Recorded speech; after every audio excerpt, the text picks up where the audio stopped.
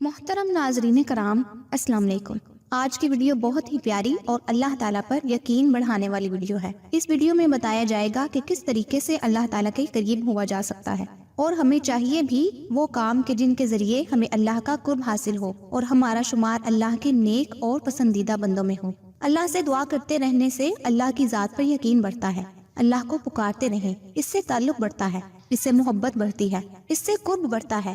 قرآن مجید میں ارشاد ہے وَقَالَ رَبُّكُمُ ادْعُونِي أَسْتَجِبْ لَكُمْ، اور تمہارے رب نے فرمایا ہے کہ مجھے پکارو، میں تمہاری دعا قبول کروں گا۔ سورہ مومن آیت نمبر 60۔ حضرت عمر بن خطاب رضی اللہ تعالیٰ عنہ فرمایا کرتے تھے کہ مجھے اس کی فکر رہتی ہے کہ مجھے دعا کرنے کا اہتمام ہو جائے، دعا کرنے کی توفیق مل جائے۔ مجھے اس کی پرواہ نہیں ہوتی کہ دعا قبول ہوگی یا نہیں ہوگی، اس لیے کہ جسے دعا کی توفیق مل گئی اسے یقین کر لینا چاہیے کہ اس کی دعا قبول ہی قبول ہے۔ جب اللہ پاک کہہ رہے ہیں کہ مجھے پکارو، میں تمہاری دعا قبول کروں گا، تو قبولیت میں پھر شک کیسا؟ جب بندہ دعا کرتا ہے تو دعا کی قبولیت کے اثرات اسے نظر آتے ہیں تو اس کا یقین اور زیادہ بڑھ جاتا ہے۔ لیکن بعض اوقات بڑی بے توجہی کے ساتھ، بڑی ہی بے دھیانی اور غفلت کے ساتھ دعا مانگی جاتی ہے۔ پھر شکوہ یہ ہوتا ہے کہ ہم تو دعائیں کر کر کے تھک گئے لیکن ہماری دعا قبول ہی نہیں ہوتی، نعوذ باللہ۔ جب بندہ دعا کے آداب کا خیال رکھے اور جس بندے کو مانگنے کا طریقہ آ گیا، اللہ پاک کے آگے آنسو بہانے اور التجا کرنے کی توفیق مل گئی، وہ دنیا سے بے نیاز ہو جاتا ہے۔ ایک حدیث میں رسول اللہ صلی اللہ علیہ وآلہ وسلم نے ارشاد فرمایا کہ دعا عبادت کا مغز ہے۔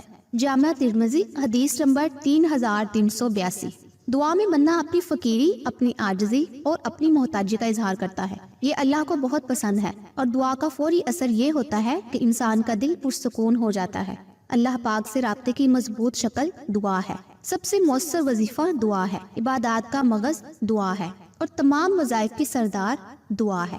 کتنے ہی لوگ ایسے ہیں جنہیں دعا مانگنے کی توفیق ہی نہیں ملتی، اور جسے دعا مانگنے اور اللہ کے آگے آنسو بہانے کی توفیق مل جائے وہ اللہ کا مقرب ہو جاتا ہے اور اللہ کا محبوب بندہ بن جاتا ہے۔ اس لیے حالات چاہے اچھے ہوں یا برے، غم پریشانیاں ہوں یا خوشیاں ہوں، ہر حالت میں اللہ پاک کو یاد رکھیں، اس سے مانگتے رہیں اور اس کا در کبھی نہ چھوڑیں۔ دعا مانگنے کے بعد یا کوئی بھی نیک اعمال کرنے کے بعد اللہ پاک کا شکر ضرور ادا کیا کریں کہ اللہ پاک نے مجھے نیکی کرنے کی توفیق عطا فرمائی۔ اللہ پاک ہمیں دعا مانگنے کی توفیق عطا فرمائے، آمین ثم آمین۔ اگر ویڈیو پسند آئی ہو تو لائک اور شیئر کر دیجیے۔ اللہ آپ سب کا حامی و ناصر ہو۔